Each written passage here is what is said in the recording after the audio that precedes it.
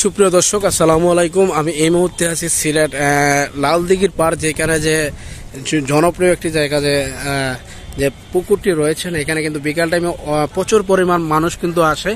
সেখানে মূলত আমরা এসেছি, আমরা ঘুরে ফিরে দেখবো কি আছে। আর এখানে দেখতে পাচ্ছেন প্রচুর যে জেল রোডে যে দেয়ালটি রয়েছে অনেক বড় পুরনো। এখানে দেখা যায় একজন ভাই নিরবধি বসে আছে। সালাম আলাইকুম ভাই। ভাই কেমন আছেন? তো ভাই আলহামদুলিল্লাহ আছি। আমি তো আপনার অনেক ফ্রেন্ড, দেখেন আপনি তো অনেক দেখছি সিলেটে নাটক করেন। হ্যাঁ, থ্যাংক ইউ ভাই। ঠিক আছে, আপনার দেখাটা সত্য। ঠিক আছে, এখন কেন আপনার নাটক দেখি না? না পরিকল্পনা কি? এখন মনে করেন যে বিভিন্ন সমস্যা থাকতে পারে না। জি জি, অবশ্যই।